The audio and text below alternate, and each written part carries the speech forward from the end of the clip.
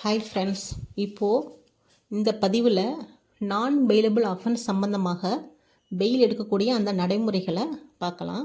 அது சொல்கிற ப்ரொவிஷன் பாருங்கள், 437 ஆஃப் சிஆர்பிசி. அதே நீங்கள் பிஎன்எஸ்எஸ் எடுத்துக்கிட்டிங்கன்னா 480 ஆஃப் பிஎன்எஸ்எஸ். இப்போது இந்த ரெண்டு ஆக்ட்லேயுமே உள்ள அந்த ரெண்டு ப்ரொவிஷன்லையுமே என்ன பண்ணுறாங்கன்னா 7 சப்செக்ஷன் இருக்குது மொத்தம்.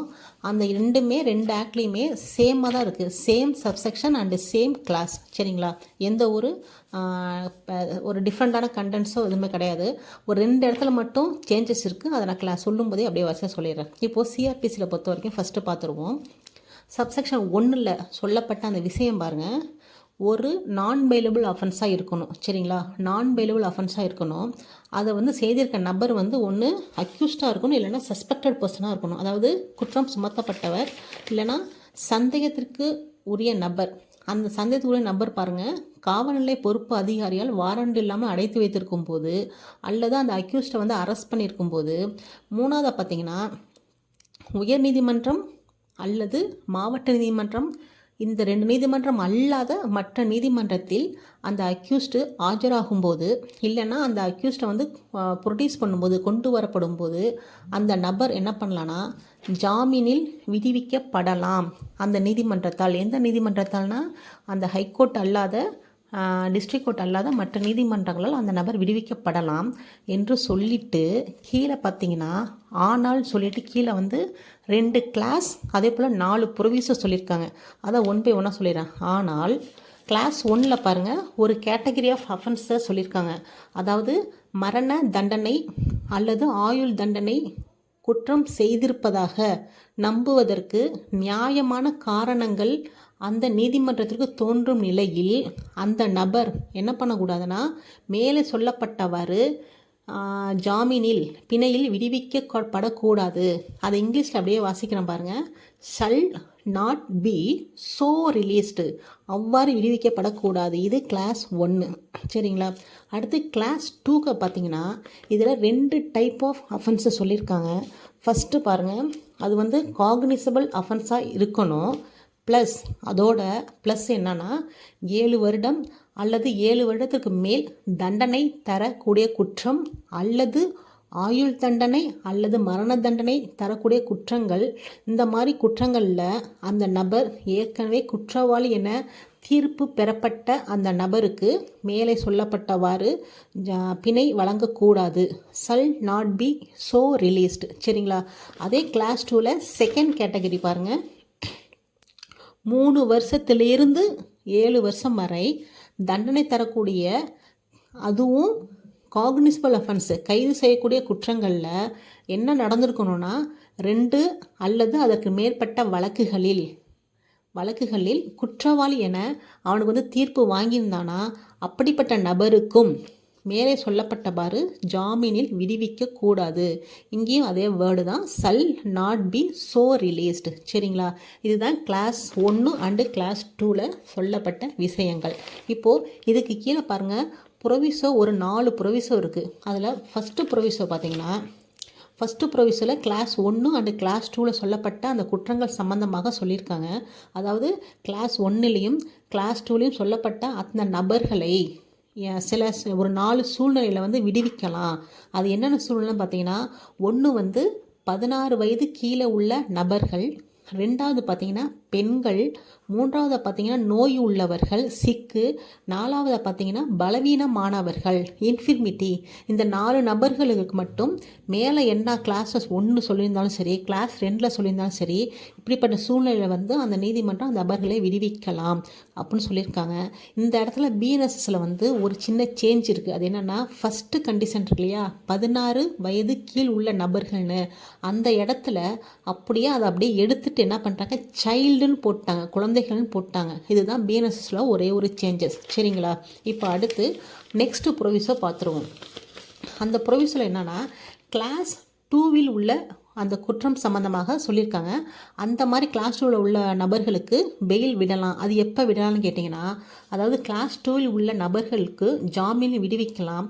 அதாவது ஏதாவது ஸ்பெஷல் காரணங்களுக்காக அவ்வாறு செய்வது நியாயமான மற்றும் பொருத்தமானது என அந்த நீதிமன்றம் திருப்தி அடையும் பட்சத்தில் கிளாஸ் 2வில் சொல்லப்பட்ட நிலையிலும் கூட அந்த நபரை ஜாமீனில் விடுவிக்க உத்தரவு போடலாம். சரிங்களா? இது அங்கே ஒரு எக்ஸப்ஷன் இந்த ப்ரொவிசோவில் சொல்லியிருக்காங்க. இப்போது அடுத்த தேர்டு ப்ரொவிசோ பாருங்கள். 3வது ப்ரொவிசோவில் அந்த நபருக்கு ஒரு நபர் வந்து கைது செய்யப்பட்டிருக்காங்க இல்லையா, அவனுக்கு வந்து வேறு வகையில் வந்து பிணை பெறுவதற்கு உரிமை இருக்கிறது. மற்றும் ப்ளஸ் என்னன்னா, நீதிமன்ற உத்தரவை இணங்கி நடப்பேன் என்று அவர் வந்து உறுதிமொழி அளிக்கிறாரு. இந்த 2 கண்டிஷன் இருக்கும் சூழ்நிலையில் என்ன பண்ணுறாங்கன்னா, அந்த போலீஸ் விசாரணையின் போது, இன்வெஸ்டிகேஷனின் போது அத்தகைய நபர் வந்து சாட்சிகளால் அடையாளம் காட்டப்பட வேண்டும். அந்த அக்யூஸ்ட் வந்து அந்த விட்னஸ் வந்து அந்த அக்யூஸ்ட் வந்து அடையாளம் காட்டணும் அப்படின்ற ஒரு விஷயத்திற்காக மட்டும் பிணை வழங்க மறுக்கக்கூடாது. அந்த ஒரு காரணத்திற்காக மட்டும் பிணை வழங்க மறுக்கக்கூடாதுன்னு அந்த ப்ரொவிசோ 3வது ப்ரொவிசோவில் சொல்லியிருக்காங்க. இந்த இடத்துல பிஎன்எஸ்எஸில் வந்து ஒரு சின்ன வேர்டை வந்து சேர்த்துருக்காங்க. எங்கன்னா, அந்த போலீஸ் விசாரணையின் போதுன்னு இருக்கு இல்லையா, டூரிங் இன்வெஸ்டிகேஷன் பீரியட்னு, அதுக்கு பக்கத்தில் அல்லதுன்னு போட்டு முதல் 15 நாட்களுக்கு பிறகு காவல் அந்த போலீஸ் கஸ்டடியில் இருக்காங்க இல்லையா, அந்த சூழ்நிலையிலும் அவங்க வந்து இது போல் ஒரு சூழ்நிலையில் வந்து விடுவிக்கப்படலாம்னு சொல்லிட்டு அந்த வேர்டை மட்டும் பிஎன்எஸ்எஸ் சேர்த்துருக்காங்க. மற்றபடி எல்லாமே சேம் கண்டென்ட் தான். சரிங்களா?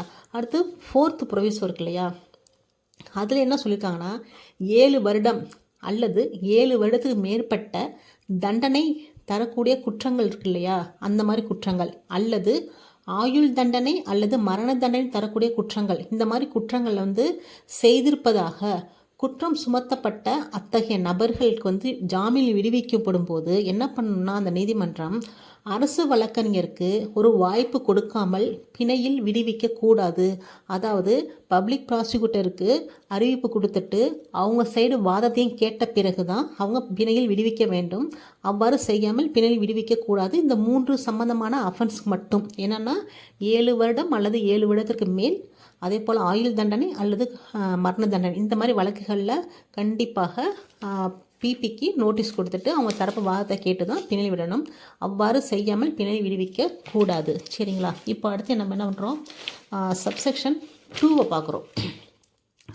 சப்செக்ஷன் 2வை பொறுத்த வரைக்கும் அந்த நபர் இருக்காங்களே, அந்த அக்யூஸ்ட் பர்சன் வந்து நான் பெயிலபிள் அஃபென்ஸ் செய்திருப்பதாக நம்புவதற்கு போதுமான காரணமே இல்லை. அந்த அஃபென்ஸ் வந்து நான் பெயிலபிள் அஃபென்ஸே கிடையாது அப்படின்னு வந்து இப்போ அந்த விசாரணையில் தெரியுது அந்த நீதிமன்றத்துக்கு. மற்றும் இன்வெஸ்டிகேஷன் ஸ்டேஜில் அல்லது இன்குவரி ஸ்டேஜில் அல்லது அந்த நீதிமன்றம் காவல் அதிகாரி இருக்காங்க இல்லையா, அவங்களுக்கு வந்து தோன்றும் போது என்ன தோன்றும்னா, அவர் வந்து நான் பெயில் அஃபென்ஸ் பண்ணலை மற்றும் அவர் வந்து அவரோட குற்றம் சம்மந்தமாக மேலும் விசாரணை செய்ய வேண்டிய சூழ்நிலை இருக்குது.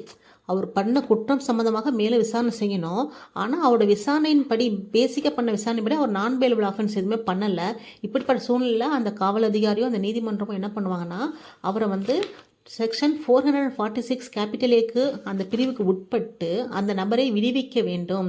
அல்லது விருப்பப்பட்டால் அந்த நபரிடம் பிணைப்பத்திரம், அதாவது மீண்டும் வந்து நான் வந்து ஆஜராவேன்னு சொல்லிட்டு பிணைப்பத்திரம், ஜாமீன்தாரர் இல்லாமல் பிணைப்பத்திரம் எழுதி வாங்கி கொண்டு அவரை விடுவிக்க வேண்டும். இதுதான் சப்செக்ஷன் 2ல் உள்ள விஷயம். இதே சப்செக்ஷன் 3யை பாருங்கள்.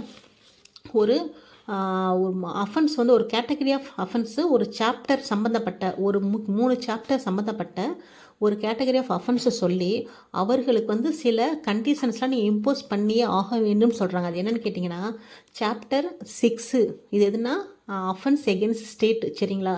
Chapter 16 offences against human body.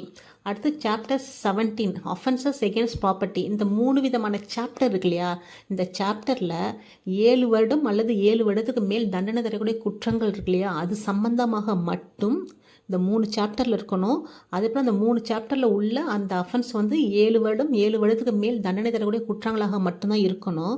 அதே போல் அந்த குற்றங்கள் வந்து அபட்மெண்ட் பண்ணுற குற்றமாகவும் இருக்கலாம், கான்ஸ்பைரசி சம்மந்தமான குற்றங்களாகவும் இருக்கலாம், அதே போல் அட்டெம்ப்ட் பண்ணக்கூடிய குற்றங்களாகவும் இருக்கலாம். இந்த மாதிரி குற்றங்களில் என்ன பண்ணால் கண்டிப்பாக நிபந்தனைகள் விதிக்க வேண்டும் பிணையில் விடும்போது. அது என்ன நிபந்தனைன்னு பார்த்தீங்கன்னா, ஏபிசிடின்னு ஒரு 3 கொடுத்துருக்காங்க. அது ஃபஸ்ட்டு ஏ பார்த்தீங்கன்னா, பிணை பத்திரத்தில் உள்ளவாறு நிபந்தனைகளை ஏற்று நடக்க வேண்டும். சப்போஸ் அவங்க ஏதாவது கண்டிஷன் போட்டு அந்த கண்டிஷன் வந்து அந்த பிணை பத்திரத்தில் எழுதுவாங்க இல்லையா, அது என்னென்ன நிபந்தனைகள் இருக்கோ அதெல்லாம் அவங்க வந்து ஃபாலோ பண்ணி நடக்கணும் ஃபஸ்ட்டு. அடுத்து பியில் பார்த்தீங்கன்னா, எந்த வழக்கில் குற்றம் சுமத்தப்பட்டுள்ளாரோ, இப்போ இப்போ ஒரு அஃபென்ஸ் அவங்க பண்ணியிருக்காங்கன்னா அதே போல் அஃபென்ஸை வந்து அவங்க திரும்ப செய்யக்கூடாது, அந்த கண்டிஷனையும் அவங்க வந்து விதிக்கலாம். அதே போல் தேர்டை பார்த்தீங்கன்னா, அந்த நபர் வந்து அந்த அக்யூஸ்டு நேரடியாகவோ அல்லது மறைமுகமாகவோ எந்த ஒரு தூண்டுதலோ பயமுறுத்தலோ உறுதிமொழியோ அந்த சாட்சிகள்கிட்ட செய்யக்கூடாது, வழக்கின் சாட்சிகள்கிட்ட செய்யக்கூடாது. அதே போல் அந்த சாட்சியங்களை தவறாக பயன்படுத்தக்கூடாது, டேம்பர் தி எவிடன்ஸ் பயன்படுத்தக்கூடாது என்ற கண்டிஷன் போட்டு, மேலும் நீதியின் நலன் கருதி, இன்ட்ரெஸ்ட் ஆஃப் ஜஸ்டிஸ், நீதியின் நலன் கருதி தேவைப்படும் மற்ற எந்த ஒரு நிபந்தனையுமே இம்போஸ் பண்ணலாம், சுமத்தலாம். இதுதான் சப்செக்ஷன் 3ல் சொல்லப்பட்ட விஷயங்கள். சரிங்களா? அடுத்து நீங்கள் பாருங்கள் சப்செக்ஷன் 4. இப்போ 4க்கு வந்துட்டோம். அதில் என்ன சொல்லியிருக்காங்கன்னா, சப்செக்ஷன் 1 மற்றும் சப்செக்ஷன் 2ல் வந்து ஒரு காவல் அதிகாரியோ அல்லது நீதிமன்றமோ பிணையில் விடுவிக்கும் போது அவ்வாறு விடுவிப்பதற்கான காரணத்தை, ஏன் விடுவிக்கிறாங்கன்னு சொல்லிட்டு அந்த காரணத்தை, இல்லைன்னா ஸ்பெஷல் காரணம் எதனும் இருந்துச்சுன்னா அந்த காரணத்தை எழுத்துப்பூர்வமாக பதிவு செய்ய வேண்டும். இதுதான் சப்செக்ஷன் 4. அடுத்து சப்செக்ஷன் 5 பார்த்தீங்கன்னா, சப்செக்ஷன் 1லேயும் சரி சப்செக்ஷன் 2லையும் சரி எந்த நீதிமன்றம் பிணையில் விடுவிக்க உத்தரவு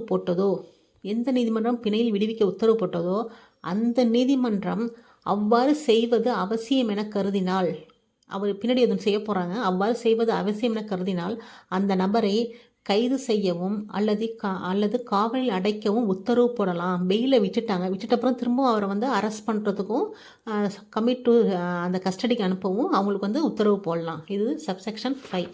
இப்போ சப்செக்ஷன் 6 பார்த்தீங்கன்னா, வேறு ஏதேனும் உத்தரவு போடப்பட்டு அதனை எழுத்துப்பூர்வமாக பதிவு செய்திருக்கணும். அதாவது அது ஆக்சுவலி இப்படி சொல்லிடுறேன். ஃபஸ்ட்டு ஒரு மேஜிஸ்ட்ரேட் கோர்ட்டில் நடக்கக்கூடிய நான் பெயிலபிள் அஃபென்ஸ்மா, ஒரு மேஜிஸ்ட்ரேட் கோர்ட்டில் கேஸ் நடக்கணும்.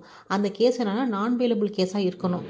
அந்த மாதிரி வழக்கில் சாட்சியம் எடுப்பதற்கு ஃபிக்ஸ் பண்ண தேதியிலிருந்து, அந்த சாட்சியம் எடுப்பதற்கு ஒரு டேட் ஃபிக்ஸ் பண்ணுவாங்களா, அந்த தேதியிலிருந்து 60 நாட்களுக்குள் சாட்சி விசாரணை முடியவில்லை என்ற நிலையில் என்ன பண்ணணும்னா, அந்த காலம் முழுதும் அந்த அக்யூஸ் வந்து காவலில் இருந்தால் அப்போ அந்த நீதிமன்றம் திருப்திக்கேற்ப, அந்த மேஜிஸ்ட்ரேட் திருப்திக்கேற்ப அந்த நபர் என்ன பண்ணணும், பிணையில் விடுவிக்க வேண்டும்.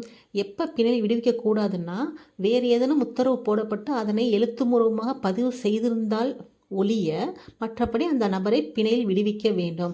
இதுதான் சப்செக்ஷன் 6. சரிங்களா? இங்கே பீரியட் ரொம்ப முக்கியம். அடுத்து பார்த்தீங்கன்னா சப்செக்ஷன் 7. இதில் என்ன சொல்லியிருக்காங்கன்னா, ஒரு நான் பெயிலபிள் அஃபென்ஸில், ஒரு நான் பெயிலபிள் அஃபென்ஸாக இருக்கணும். அதில் வந்து சாட்சி விசாரணை முடிஞ்சிருச்சு இல்லையா, சாட்சி விசாரணை முடிஞ்சு மற்றும் தீர்ப்புக்கு முன்னாடி, ஒன்று சாட்சி விசாரணை முடிஞ்சிருக்கணும், ப்ளஸ் தீர்ப்புக்கு முன்னால் எந்த நேரத்திலும் எந்த நேரத்திலும் அந்த நபரை வந்து குற்றமற்றவர் என நம்புவதற்கு நியாயமான காரணம் இருப்பதாக நீதிமன்றம் கருதினால், அவர் மேலே ஒன்றும் அஃபென்ஸ் மேலே விட்டே ஆகலைங்க, ஆனால் நீதிமன்றம் சாட்சி விசாரணை முடிச்சிருச்சு, ஆனால் இன்னும் ஜட்ஜ்மெண்ட் சொல்லலை. இப்படிப்பட்ட சூழ்நிலை என்ன பண்ணுவாங்கன்னா, ஜாமீன்தாரே இல்லாமல், நீதிமன்றம் நினைத்தால் ஜாமீன்தார் இல்லாமல் அந்த நபரால் நான் வந்து நீதிமன்றத்தில் வந்து ஜட்ஜ்மெண்ட்டுக்கு வந்து ஆஜராவேன் என்ற அந்த கண்டிஷனை பொறுத்து ஒரு பிணைப்பத்திரம் எழுதி வாங்கி கொண்டு அவரை விடுவிக்க வேண்டும். இந்த இடத்துல நல்லா புரிஞ்சுக்கோங்க, விடுவிக்க வேண்டும். Release the accused, release on பெயில்னு சொல்லலை, பிணையில் விடுவிக்க வேண்டும் என்று சொல்லலை, விடுவிக்க வேண்டும் தான் சொல்லியிருக்காங்க. அதனால் இந்த ஆன் பெயில்ன்ற வார்த்தை இங்கே கிடையாது. ஸோ அந்த நல்லா புரிஞ்சுக்குங்க. இதுதான் சப்செக்ஷன் 7. சரிங்களா? இப்போது டோட்டலாக 7 சப்செக்ஷன் பார்த்துட்டோம். இதுதான் நான் பெயிலபிள் அஃபென்ஸில் உள்ள நடைமுறைகள் அந்த செக்ஷனில் சொல்லப்பட்டவாறு. சரிங்களா? அடுத்த விஷயத்தை அடுத்த பதிவில் பார்க்கலாம். தேங்க்யூ.